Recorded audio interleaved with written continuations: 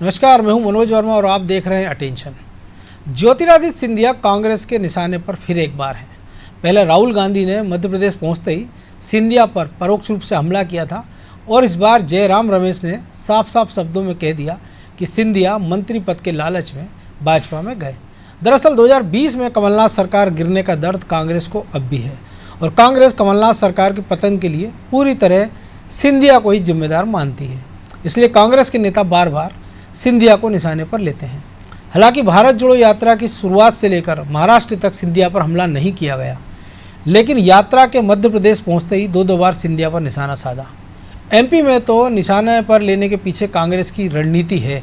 इससे पहले कमलनाथ भी सिंधिया पर हमलावर रहे हैं, तो क्या 2018 की तरह 2023 में भी महाराष्ट्र पर निशाना साधा जाएगा और सिंधिया को निशाने पर लेने से कांग्रेस को क्या नफा नुकसान होगा, ये जानने की कोशिश करेंगे। लेकिन पहले देखिए ये रिपोर्ट।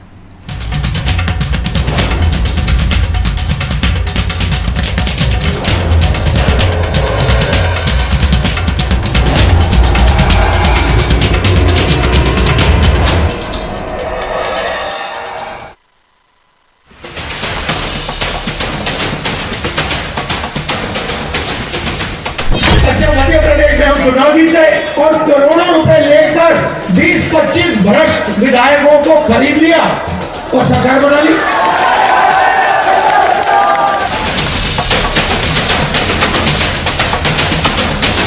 सिंधिया जी क्यों छोड़कर गए? वो कैबिनेट मंत्री बनना चाहते थे और 27 नंबर सफदरजंग रोड या बंगलों पर रहना चाहते थे।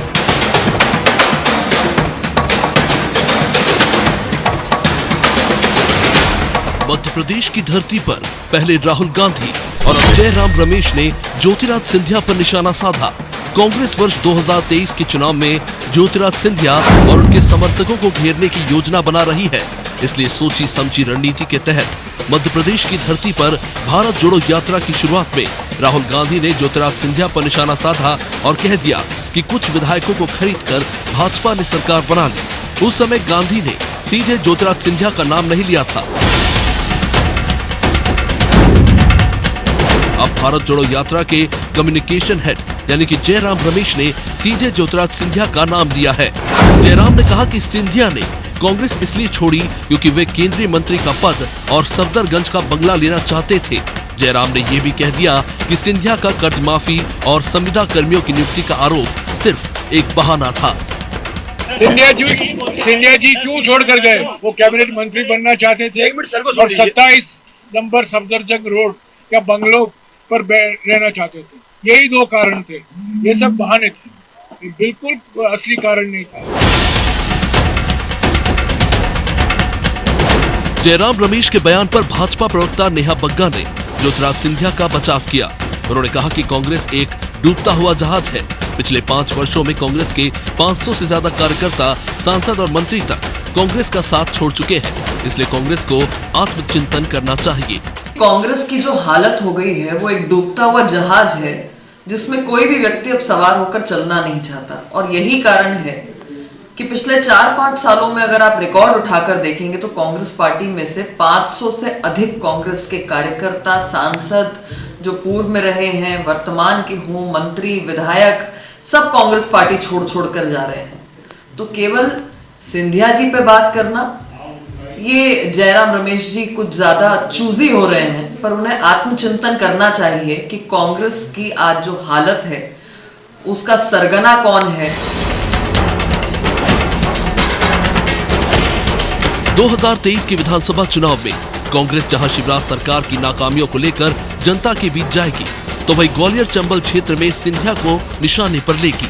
कमलनाथ दल बदलने वाले विधायकों को घेरने की बात पहले भी कई बार कह चुके हैं। अब राहुल गांधी और जयराम रमेश ने भी स्पष्ट संकेत दे दिए हैं कि 2023 में सिंधिया के खिलाफ भी कांग्रेस जमकर अभियान चलाएगी। ब्यूरो रिपोर्ट, अनादि टीवी।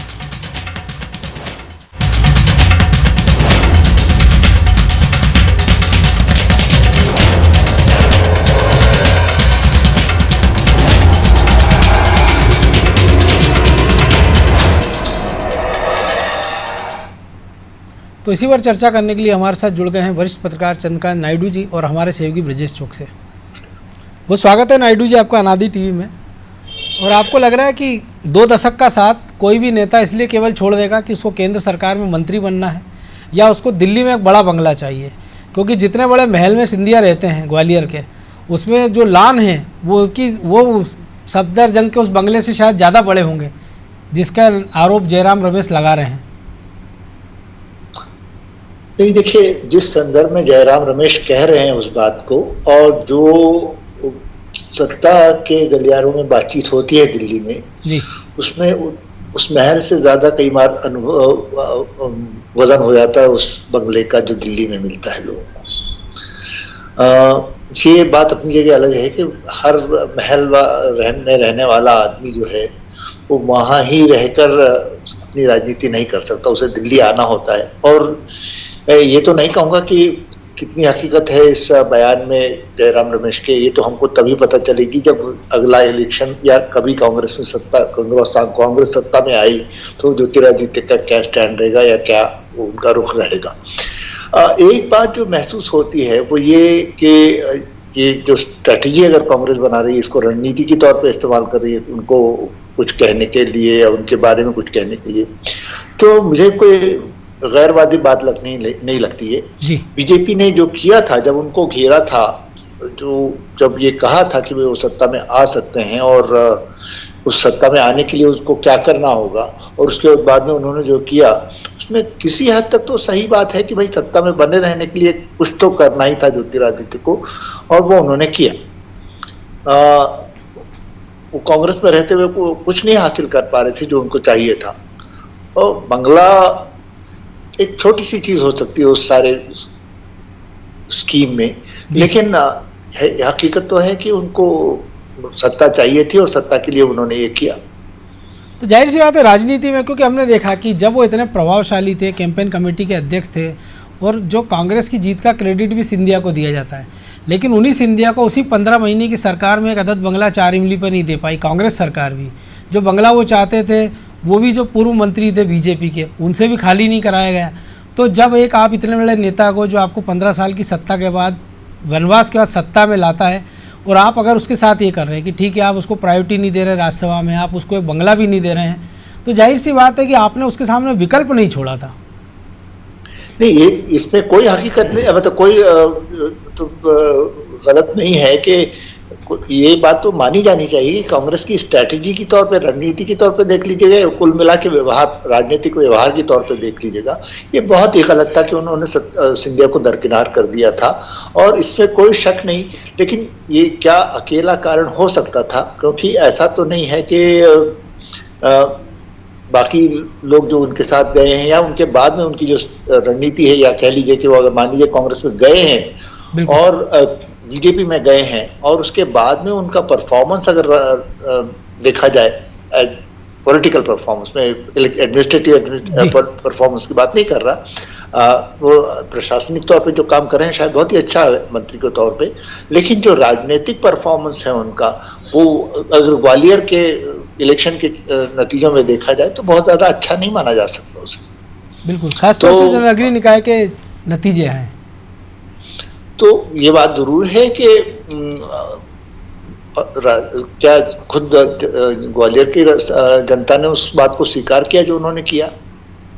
ठीक है, कांग्रेस बीजेपी ने जिस हालात में, जिन परिस्थितियों में वो चुनाव जीता, और जो उपचुनाव हुए उसके बाद में वो जीते, उससे आप ये कह सकते हैं कि हाँ भाई जो किया वो सही था। लेकिन और ये भी माना जा सकता है कि सिंधिया के साथ में बड़ा दुर्व्यवहार हुआ राजनीतिक तौर पे कांग्रेस की तरफ से, और उसका नतीजा हो सकता है। लेकिन ये पूरी तरह से नकारा नहीं जा सकता कि वो सत्ता में बने रहने के लिए क्या कुछ कर सकते थे और उन्होंने क्या किया। बिल्कुल। तो ब्रजेश जी, मध्य प्रदेश की तो बात अलग है, लेकिन जो युवा नेताओं के साथ कांग्रेस में जो कुछ हम होता देख रहे हैं, ज़्यादा दिन नहीं बीते, अभी राजस्थान का ही मामला लें कि जहाँ पर अपनी पूर्व मुख्यमंत्री प्रदेश अध्यक्ष को वो निकम्मा कहते हैं मुख्यमंत्री, वो कहते हैं कि तो गद्दार है, इनके साथ 10 विधायक भी नहीं हैं। तो ऐसे में एक आदमी, उसने तो बता दिया कि उसके साथ अपने समर्थक थे, वो लेके निकल गया। पायलट के पास भी एक मौका था, लेकिन नंबर शायद उतने हासिल नहीं कर पाए जो सिंधिया ने कर लिए थे या शिंदे ने कर लिए थे, और सरकार बना ली थी और सरकार में या पावर में आ गए थे। सचिन पायलट ऐसा नहीं कर पाए थे, लेकिन वो भी मौके के इंतजार में होंगे। तो ये जो मैसेज का खेल है कि आप मध्य प्रदेश में, ठीक है सिंधिया को आप कह सकते हैं कि आप बंगले के लिए या पावर या केंद्रीय मंत्री के लिए गए, लेकिन किस बिना पर हम देखते हैं कि सचिन पायलट के साथ ऐसा व्यवहार राजस्थान में हो रहा है, या हमने देखा जितिन प्रसाद गए हैं, मुरली देवड़ा की बात कर लें, या के सिंहदेव की बात कर लें, क्योंकि वो भी राजघराने से आते हैं, सरगुजा से। तो अपने ही नेताओं के साथ जिस प्रकार का व्यवहार कांग्रेस करती है, तो वो एक बाकी के नेताओं के मन में कभी ना कभी तो लगता होगा कि आज इतने बड़े नेताओं के साथ हो रहा है, कल हमारी बारी हो सकती है। तो वो एक सुरक्षित ठिकाने की ओर निकल जाते हैं कि जो उनको चुनाव भी जिता सके, जरूरत पड़ने पर जो उनको मंत्री भी बना सके। देखिए क्योंकि राजनीति में जो भी आया, अगर वो पार्षद भी है तो उसकी महत्वाकांक्षा होती है कि मुख्यमंत्री बन जाऊं, प्रधानमंत्री बन जाऊं। तो राजनीति में महत्वाकांक्षा तो होनी भी चाहिए, चाहे राजनीतिक दल है तो उसकी या महत्वाकांक्षा किसी भी रहती क्षेत्र है में, बिल्कुल। कि वो सत्ता में बना रहे या सत्ता में आ जाए यदि सत्ता से बाहर है। उसी तरह नेता की भी महत्वाकांक्षा होती है कि वो आज विधायक बना, मंत्री बने, मुख्यमंत्री बने, तो शायद इससे ही तो उसको काम करने की प्रेरणा मिलती होगी कि बेहतर काम करें ताकि जनता उनको स्वीकार करती चली जाए। रही बात मनोज जी कि कांग्रेस की ये हालत क्यों हुई है, तो चाहे सचिन पायलट की हम बात करें तो अब उनके पास कोई विकल्प नहीं बचा है। जिनके पास विकल्प थे उन्होंने उसको चुन लिया। कांग्रेस के पास भी मध्य प्रदेश में विकल्प था कि राज्यसभा में भेज देते तो हो सकता था ये परिस्थिति ना होती, वो दिल्ली में बैठ जाते, लेकिन वो विकल्प उनके पास अब कोई बचा नहीं था ज्योतिरादित्य सिंधिया के पास। तो उनके पास जो विकल्प था वो चुना, जो रास्ता उनको दिखा उस पर चले गए। सचिन पायलट ने भी वैसी कोशिश की थी। यदि आप टीएस सिंहदेव की बात करें तो उनके पास भी कोई विकल्प नहीं है आज की तारीख में। विकल्प और नंबर से नहीं है ना, क्योंकि 65 सीटें कांग्रेस के पास है। और अब सचिन पायलट को तो लेने से रहा बीजेपी, क्योंकि अब मुद्दा अलग हो गया। जो गुटबाजी है उसका फायदा बीजेपी उठाने की कोशिश करेगी। और दूसरा ये भी चीज है ना कि सिंधिया के पास कुछ नहीं था, वहां पायलट के पास है सब कुछ अभी। बिल्कुल। तो आप देखिए कि पायलट के साथ भी जिस तरह से व्यवहार हुआ मनोज जी, कि आप उनको उप मुख्यमंत्री पद से हटा दिया, इसके बाद कौन सा सम्मानजनक पोस्ट दिया आपने। उनके साथ जो मंत्री थे, उनके समर्थक जो मंत्री थे वो वापस नहीं आ पाए। तो आप देखिए कि वो तो एक कड़वा घूंट पीकर बैठे हुए हैं, क्योंकि उनके पास कोई रास्ता नहीं बचा। उनको ये उम्मीद हो सकती है कि अगली बार कुछ हो जाए, आलाकमान मेरे साथ है, तो हो सकता है सरकार रिपीट करे तो उनका कुछ चांस बन सकता है। तो अभी तो कोई चांस दिख नहीं रहा है। रही बात मनोज जी कि केंद्रीय आलाकमान जो कांग्रेस का, उसके कमजोरी होने की वजह से ये सब कुछ हुआ है। हमने देखा है कांग्रेस जब मजबूत थी, ऊपर में दिल्ली में मजबूत थी, तो गुटबाजी उसकी नीचे भी थी। गुटबाजी कभी खत्म नहीं हुई मनोज जी। आप देखिए कि जब मध्य प्रदेश की हम बात करें तो माधवराव सिंधिया थे, अर्जुन सिंह थे, कमलनाथ हैं, दिग्विजय सिंह भी एक गुट में थे, सुभाष यादव भी थे। तो झगड़े हमेशा होते थे। यदि सीएम की कुर्सी की दौड़ में क्या माधवराव सिंधिया नहीं थे, लेकिन वो पीछे हट गए थे। वो क्या पार्टी छोड़ के नहीं गए थे, लेकिन वापस आ गए थे। तो विकल्प नहीं थे ना मनोज। अभी मोतीलाल बोरा की जुगलबंदी को इसीलिए नाम दिया गया था कि अब आप माधव देखिए, एक्सप्रेस चल रही है। तब कांग्रेस इकलौता ऐसा संगठन था, या जो राजनेता हैं, जो राजनीति करते हैं, वो जानते थे कि कांग्रेस का भविष्य अभी खराब नहीं हुआ है। आज नहीं तो कल भी कांग्रेस की पार्टी रहेगी, कांग्रेस ही सत्ता में रहेगी। बीजेपी उतनी मजबूत नहीं थी, तो वो अपना आगे का भविष्य देखकर वो हो जाते। आज की परिस्थितियों में क्या रह रहा है, आज लग रहा है कांग्रेस का अभी आगे 2, 4, 5 साल 10 साल भविष्य नहीं दिख रहा है नेताओं को। देखिए वो जनता की नब्ज समझते हैं, वो अपना भविष्य देखते हैं। उनको लग रहा है कि अभी तो ये डूबता हुआ जहाज है, तो उनको लग रहा है कि यहाँ ज्यादा फायदा हो जाएगा, तो वो उस तरफ चले जाते हैं अपने राजनीतिक भविष्य के लिए। और ऐसा कोई लिखा तो है नहीं है कि आज चले गए हैं तो वापस नहीं लौट के आएंगे। हम तो इतिहास बता रहे हैं आपको कि अर्जुन सिंह छोड़ के नहीं गए थे, वापस आए। क्या माधवराव सिंधिया छोड़ के नहीं गए थे, वापस आए। तो ऐसे बड़े नेताओं की फहरिस्त है, लेकिन जो वापस नहीं आए, चाहे ममता बनर्जी की बात कर लो, चाहे आप शरद पवार की बात कर लो, अपने आप में कांग्रेस मजबूत थी। जिस दौर में वापस आए कांग्रेस बड़ी मजबूत थी। तो जो मजबूत रहे नेता वो लौट कर नहीं आए हैं, और वो अपने कांग्रेस उनमें समाहित होती चली गई। लेकिन ऐसी परिस्थिति मध्य प्रदेश में नहीं है मनोज जी कि यदि सिंधिया अलग भी बने रहेंगे तो पूरी कांग्रेस उन पर समाहित हो जाती है। अब सिंधिया जिस तरह से आगे बढ़ रहे हैं, अब उनके पास विकल्प नहीं है। लेकिन आप देखिए कि ना राहुल गांधी ने पहले कभी ऐसा हमला किया, ना सिंधिया की तरफ से राहुल गांधी पर वैसे तीखे हमले हुए जैसा हेमंत बिस्वा शर्मा ने किए, बाकी के नेताओं ने किए जो छोड़ के चले गए। सिंधिया एक गली छोड़ के सकते हैं, वो उस तरह की मुझे लगता है कि मर्यादा बनाए रखे हुए हैं, या एक ऐसा साफ कार्नर अपनाए हुए हैं कि कभी भविष्य में लिहाज भी हो सकता है। हाँ, दोस्ती का लिहाज भी हो कि भविष्य में वो ऐसी गुंजाइश बनी रहे कि आपको लौटना पड़े कभी भविष्य में, तो आप कम से कम नजरें तो ना झुका सके, नजरें मिला के बात तो कर सके। क्योंकि राहुल गांधी ने भी मदद नहीं की थी ना मनोज जी। यदि वो चाहते तो कमलनाथ जी से कहते थे कि राज्यसभा भेज दीजिए इनको।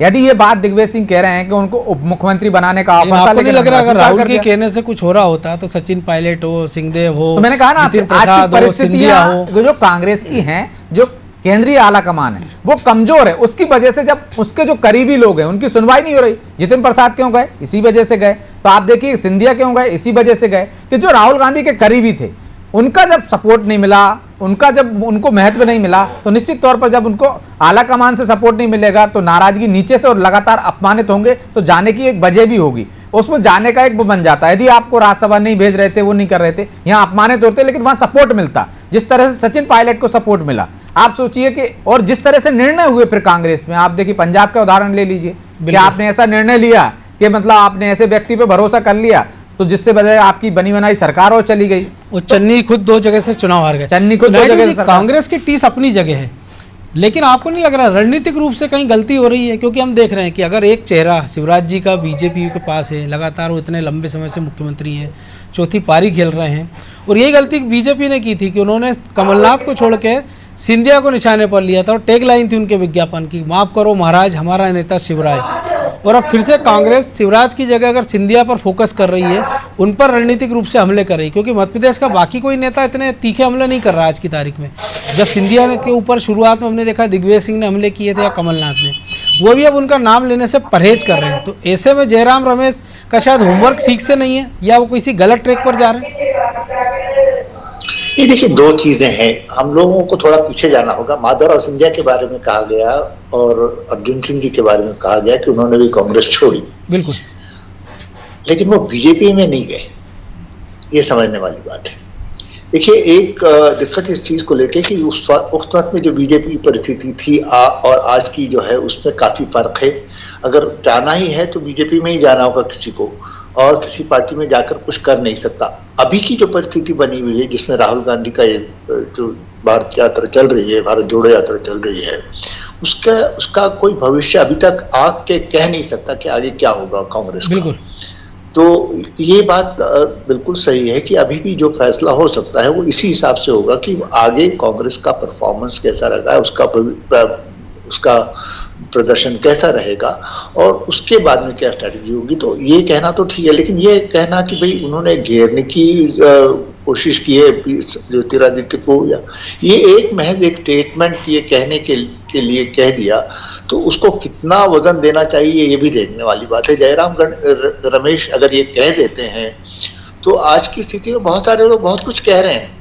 एक अभी ही इसी यात्रा के दौरान एक साहब ने कह दिया था कि उनके घर वापसी की गुंजाइश बनी हुई है, और वो नेता जो है वो कुलदीप सिंह राठौर है शायद उनका नाम, जो हिमाचल प्रदेश के, उन्होंने कहा था वो ये तब जब ज्योतिरादित्य सिंधिया ने सिर्फ इतना कहा कि उनका मध्य प्रदेश में स्वागत है राहुल गांधी का, हर किसी का स्वागत है, ये भी कहा था उन्होंने, सिर्फ राहुल गांधी के बारे में नहीं कहा था। उसको एक ऐसे बयान के तौर पे मान लेना कि भाई उनकी घर वापसी होने जा रही है, तो वो भी उसका जितना महत्व नहीं था उतना ही जयराम रमेश के स्टेटमेंट का भी नहीं माना जा सकता। ठीक है, कहने के लिए कह दिया, लेकिन नायडू साहब यदि जयराम रमेश के बयान को उतना महत्व ना दें तो राहुल गांधी के बयान को तो महत्व दे सकते हैं। जो उन्होंने कहा था इसी यात्रा में, इसी मध्य प्रदेश में कहा कि जो लोग चले गए हैं उन पर भरोसा नहीं करना चाहिए, 20-25 विधायक बिक गए, पैसे की दम पर सरकार गिरा दी। तो इसको किस नजरिए से देखा जाए कि वो कह रहे हैं कि हाँ यदि ऐसा हुआ है तो उन पर भरोसा नहीं करना चाहिए, वापस नहीं आना चाहिए। हाँ, आज की स्थिति में कहना ठीक है, लेकिन ये जरूर नहीं है कि आगे ऐसा ही होता रहेगा। ये जैसे आपने कहा कि भाई राजनीतिक परिस्थितियां जैसे बनती हैं उस पर निर्भर होते हैं बयान। बहुत सारे बयान ऐसे हुए हैं जो पलटे गए हैं, जिनको आपने खुद होकर नकारा है। तो ये इस बयान को मैं ये नहीं कहता कि बिल्कुल पूरी तरह से नकार देना चाहिए, खारिज कर देना चाहिए, लेकिन उसको कितना महत्व देना चाहिए ये देखने वाली बात है। आज की परिस्थितियों में इस बयान का कोई मायना रहता नहीं। जयराम रमेश कहें या कोई और कहे, राहुल गांधी ने अगर ये कहा है तो उससे पहले खुद ज्योतिरादित्य ने भी कहा है कि भाई उसका कोई इम्पैक्ट नहीं होगा इस भारत जोड़ो यात्रा का। ये भी तो अभी रिसेंटली अभी कुछ दिनों पहले की बात है। बिल्कुल खुद तो ये अगर वो कह सकते हैं तो राहुल गांधी को ये कहने में क्या दिक्कत होनी चाहिए कि भाई वो उनका कोई भविष्य नहीं है अभी, मतलब वो उनकी वजह से सरकार गिरी, और जो हकीकत भी है एक लिहाज से देखा जाए तो। हाँ, लेकिन जो लोग मानस बना रहे होंगे तो आपको नहीं लगता कि जो गुजरात में हम देख रहे हैं चुनाव के नतीजे आ जाएंगे 8 दिसंबर को, या हिमाचल के, कि जो एक ट्रैक है कि हिमाचल में हर 5 साल में सत्ता बदल जाती है, या गुजरात में 27 साल से कांग्रेस बाहर है और इस बार बहुत अच्छे आसार नहीं दिख रहे हैं, तो ये जो लोग मानस बना भी रहे होंगे घर वापसी का, उनके लिए एक झटका लगेगा, उनको फिर से उनको यही लगेगा कि जिस पार्टी में है वहाँ ठीक है, और जो कुछ और कांग्रेस के नेता है वो और अपना नया ठिकाना ढूंढने निकल सकते हैं। नहीं, देखिए, अगर आप ऐसे देखते हैं तो राजस्थान में कितने लोग बीजेपी में जा रहे हैं, बीजेपी से छोड़कर कांग्रेस में आ रहे हैं। बिल्कुल। जो कि ऐसी समय पे कर रहे हैं जब इलेक्शन अगर अगला हुआ तो जरूरी नहीं है कि कांग्रेस जीते ही।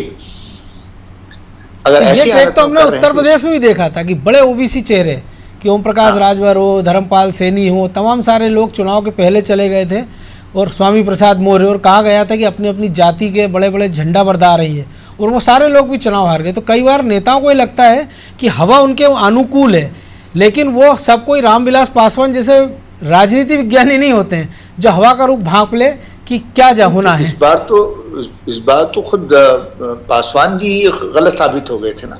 बिल्कुल।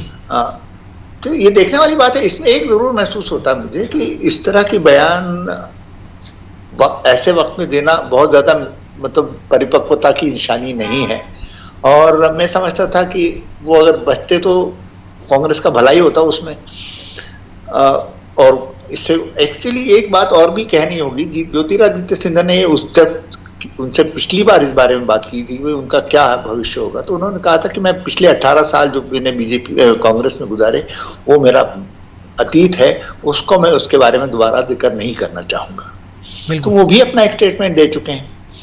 तो ये हर चीज जो है वो इस तरह के बयानों की एक एक्सपायरी डेट होती है, वो थोड़ी देर बाद भूले जाते हैं।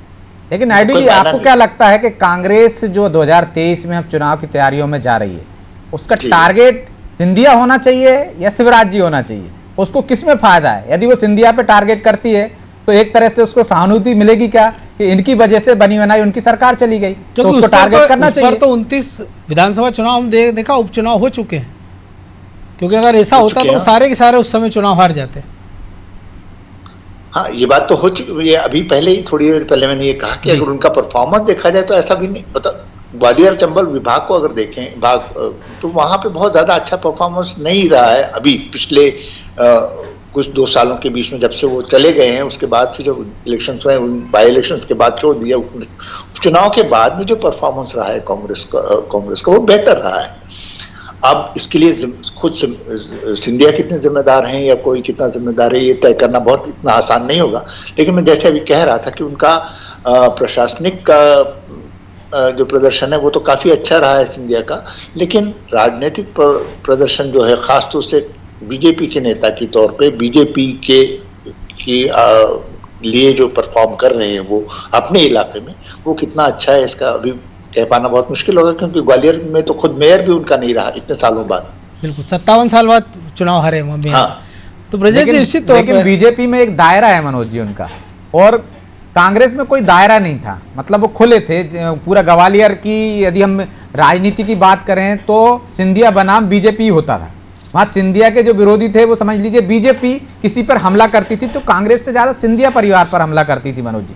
तो जो विरोधी थे अब वो उनके पास आ गए था कि ये महल विरोधी है, ये महल समर्थक है, चाहे वो जयवंत सिंह पवैया से बात करें या नरेंद्र सिंह तोमर हो या बाकी नेता हो। अब तो काफी माहौल बदला हुआ है, इसमें खुद सिंधिया भी बहुत ज्यादा स्वीकार्य नहीं है कई लोगों को वहां पे, अभी भी ये मानना पड़ेगा ना। उसका कारण ये भी ना, कई सारे ऐसे बड़े नेता है ना, नरेंद्र सिंह तोमर वहां से आते हैं, नरोत्तम मिश्रा की हम बात कर लें, माया सिंह भले सक्रिय नहीं हो, प्रभात झा हो जी, वो सारे खुश तो नहीं है ना उनकी उपस्थिति से पार्टी में। निश्चित तौर पर जो बाकी लोग आए वो हम देख ही रहे हैं कि जो नाराजगी हम देख रहे हैं, तो सबको तो राजनीति में खुश किया भी नहीं जा सकता है। वो हर पैमाना जो तय करता है कि आदमी का अभी क्या भविष्य होगा या कैसा होगा, वो अभी पूरी तरह से स्पष्ट रूप से तय नहीं हो पा रहा है। तो ब्रजेश जी, जो आपने कहा दायरे की बात, बड़ी छोटी प्रतिक्रिया कि 2023 में पता लगेगा ना कि सिंधिया का दायरा बढ़ता है कि ग्वालियर चंबल में ही सिमटा रहता है, क्योंकि जो लोग उनके साथ आए हैं उनके परफॉर्मेंस के हिसाब से क्या उनको वापस टिकट मिलेगा या उम्र का क्राइटेरिया बाकी चीज़ें लागू होकर उनके टिकट कटेंगे, तो ये भी बताएगा कि सिंधिया का दायरा बीजेपी में कहाँ तक पहुँचा है या उनकी टेरिटरी कहाँ तक है। निश्चित तौर पर तस्वीर साफ हो जाएगी मनोज जी कि यदि सिंधिया के आने से बीजेपी की ताकत बढ़ी है ग्वालियर चंबल में, या वाकई में सिंधिया के विरोध की वजह से बीजेपी वहाँ मजबूत थी। तो यदि हम ये देखें, बीजेपी कहे कि अब तो जो सिंधिया के हम विरोध करते थे उनके हमारे पास आने से हमारी ताकत बढ़ जाएगी, तो फिर निश्चित तौर पर यदि परिणाम कुछ और होना चाहिए थे नगरीय निकाय के, लेकिन यदि यही परिणाम, ये जो परिणाम दिखाए गए हैं, यदि यही परिणाम 2023 में रहेंगे तो निश्चित तौर पर बीजेपी को पुनर्विचार करना पड़ेगा कि उनके आने से फायदा हुआ नुकसान। रही बात बीजेपी में के जो आए हैं उन तमाम लोगों को टिकट मिल जाएंगे, इसकी गुंजाइश भी कम है मनोज जी। जिस तरह से आज की तारीख में चाहे वो कांग्रेस हो चाहे बीजेपी हो, अन्य दल हो, सर्वे पे आधार पर रहते हैं, जीतने वाले कोई टिकट देते हैं बेरहमी से, चाहे कोई भी दल हो काटता है, उसमें बीजेपी तो बड़ी बेरहमी से काटती है मनोज जी। गुजरात उदाहरण है, बिल्कुल, अब पूर्व मुख्यमंत्रियों के तक टिकट कट गए। तो मुझे लगता है कि ऐसी गलतफहमी तो वो भी नहीं पाल रहे होंगे। इस कारण शायद गोविंद सिंह से जो अनौपचारिक बातचीत होती हुई, क्योंकि संबंध तो खराब हुए नहीं है, कि कुछ लोगों ने जो इच्छा जताई है कि हम तो आना चाहते हैं, तो वो अभी से ऐसा माहौल बनाने की कोशिश कर रहे हैं मेल जोल करके दूसरे राष्ट्रों से कि लौट सके, ताकि यहाँ टिकट ना मिले तो वापसी वहां कर सके, क्योंकि राजनीति तो उनको भी करना है। बिल्कुल। चलिए, समय इजाज़त नहीं दे रहा है, इसलिए चर्चा को ही रोकना होगा। बहुत धन्यवाद नायडू जी आपका। तो निश्चित तौर पर कांग्रेस ने एक बार फिर महाराज को निशाने पर लिया, और क्यों ना ले। 15 साल बाद मुश्किल से सत्ता के आसपास पहुंचे थे, या कहे सत्ता हासिल की थी, लेकिन एक झटके में उनकी सारी उम्मीदें, सारे ख्वाब धूल धसरित हो गए। कई सारे ऐसे नेता जो मंत्री बने थे या उनको भविष्य के लेकर उन्होंने सपने बुने थे, वो सब चकनाचूर हो गए। और उसके लिए दोषी कांग्रेस के वो नेता भी थे जिन्होंने सिंधिया को कमतर आंकने की कोशिश की। लेकिन अब क्या कांग्रेस फिर से वही गलती कर रही है? फिर से वो सिंधिया को हाईलाइट करके मध्य प्रदेश में बताना चाह रही है कि मध्य प्रदेश में सिंधिया आज भी बड़े नेता हैं। अटेंशन में फिलहाल इतना ही। मुझे दीजिए इजाज़त, और आप देखते रहिए अनादि टीवी। नमस्कार।